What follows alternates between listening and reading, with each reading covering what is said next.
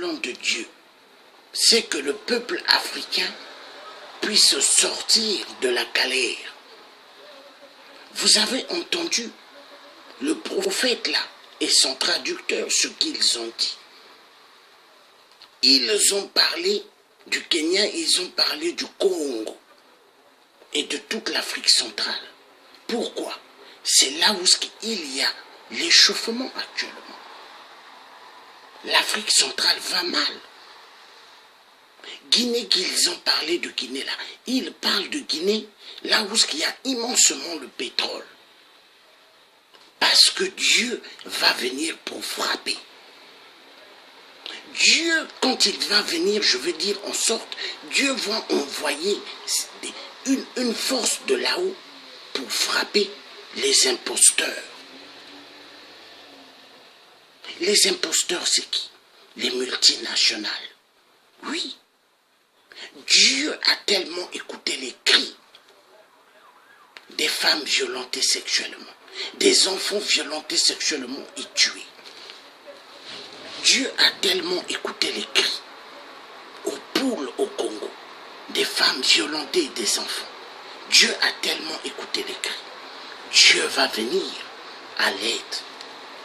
Nous vivons dans un monde de turbulence. Mais quand je dis le monde de turbulence, c'est l'Afrique. L'Afrique va mal aujourd'hui. Mais va mal pourquoi? C'est voulu par cette communauté du sang. Parce que la communauté internationale est égale communauté du sang. Ils aiment le sang humain. Ils n'aiment pas les êtres humains. Une Afrique sans les Africains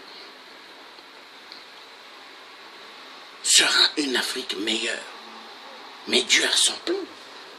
Dieu a son plan.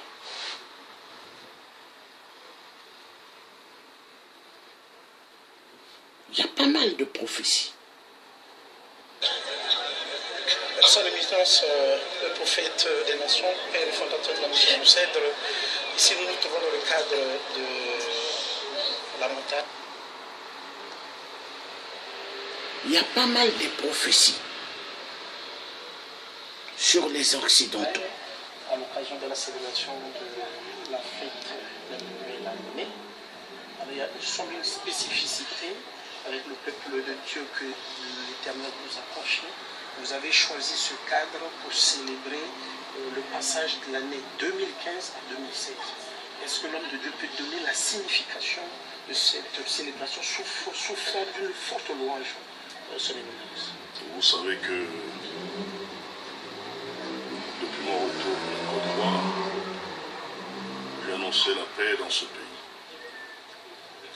Et c'est toujours dans le cadre de cette paix et dans la continuité de la prophétie qui fut donnée encore quelques jours au travers de ma bouche. C'est toujours dans ce cadre-là que nous chantons, que nous louons, que nous glorifions Dieu. Vous savez que dans cette prophétie, il a même été mentionné de la continuité du chef de l'État en ce qui concerne la magistrature suprême. Donc c'est en fait une louange à Dieu qui est dédiée au pays par rapport à tout ce que Dieu continue à faire aujourd'hui et ce qu'il fera demain. Pour ce qu'il fera demain, voici pourquoi est-ce que notre joie est grande de voir que cette prophétie s'incruste. Cette prophétie s'enracine.